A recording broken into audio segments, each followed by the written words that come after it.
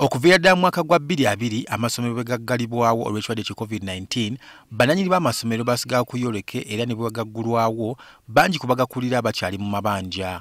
Wadde bannanyini masomero g'obwannanyini bakabira gavumenti ebayambe waakiri ebasasule ku basomesa mu kaseera ako akazibu, tebayambibwa so nga n'amabanja ga bbanka basigala gabali mu bulago. Ekitongole ky'omusolo kiyuwala nakyo kyasigala kibapeeka omusolo wadde nga b'amasomero balowooza nti kinabaddiramu olw'embeera. Nze nandigambye nti ab'amasomero kye baba bakola bajjuze ziritaani eziraga nti baali tebayingiza naye ate baali basaasaanya. Naye ate bw'oba ng'obadde osaasaanya kiba kitegeeza nti olina wojja nakyo bakirage zivudde mu bbanka okusobola okuyimirizaawo essomero. Omuntu kati nga asesinga omusolo tajja kumanya enkola yo era ffe tujja kusuubira nti obadde okola ne weerabidde bwerabizi ku filing return awo nga tuteebereza tuleetamu ekintu ekyokuteebereza. So okufiling return kikulu nnyo tumanye nti bw'oba tokoze tumanya nti tukusuubiramu musolo gwonna. Bw'oba okoze musolo gwekanawa gwe tukusuubiramu kubanga naffe tukolekitinga okusinziira ku mbalirira y'eggwanga essente ze beetaaga. Babadde bakyali ku bino ate abayuwala ne bavayo n'enteekateeka esaba bannanyini masomero okutandika okugula ebikozesebwa okuva ku kampuni oba abantu sekinnoomu abewandiisiza nga balina nnamba za URA oba TIN namba kibanguyize mu kukuŋŋaanya omusolo. Kino kizingiramu n'abo abaguza amasomero ebintu ng'enku, obuwunga ne kalondo omulala. Nze ku Morning Star nina omukyala supplying ennyanya n'obutungulu nga tugatta sente ezo mu mwaka omwana wasobola okukola ki okusomesa. Naye bw'ontuma nti omukyala oyo aleeta ennyanya n'obutungulu asooka afune TIN namba kitegeeza omwana we mulemeseza okusoma. Bano abeeno mu Kampala n'awalala abali registered mu Uganda Revenue Authority bw'ogenda omugamba nti nno munnange kuliko 6% nina okugjako 6% withholding tax ng'agamba nti ezo gw'omanyi gy'onoozijja nze akakadde kange nkaagala bukolokolo.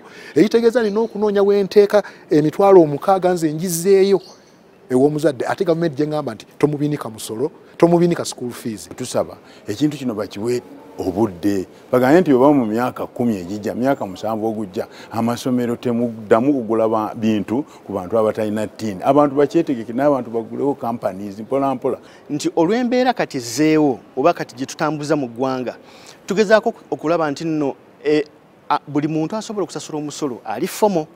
Mulimu omuntu ng'abadde tasasulanga musolo emyaka 10 emabega naye nga waali naye ng'akola mu gye tuyita informal sector. Kati embeera egenze okujja niyesa nti alina okuformalizinga okweregisteringa afune TIN oluusi ogenza okwekanga nti ali mu tulubeeri ate owa VAT alina okugwa.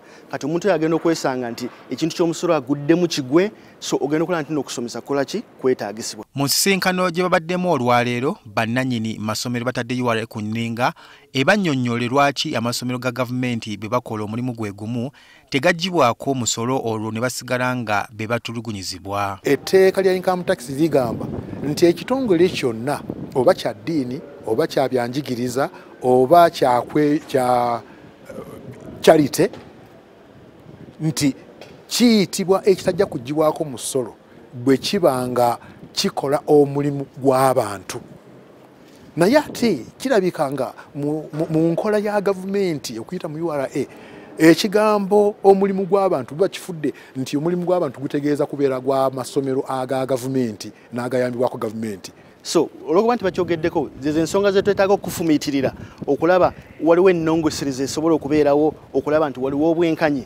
Ebyo ebintu biba birungi nnyo okulowoozaako era tusiima nnyo nti babisobodde okuva mu nkuŋŋaana nga zino. Sabbiiti eno aba URA n'abalunzi b'enkoko babadde mu katubagiro ka misolo nga kiva ku konteyina z'ebirungo ebimu ezibadde zikwamidde ku nsalo olwa URA okubakanda omusolo. Raymond Tamale, NTV Akawungeezi. But we can learn today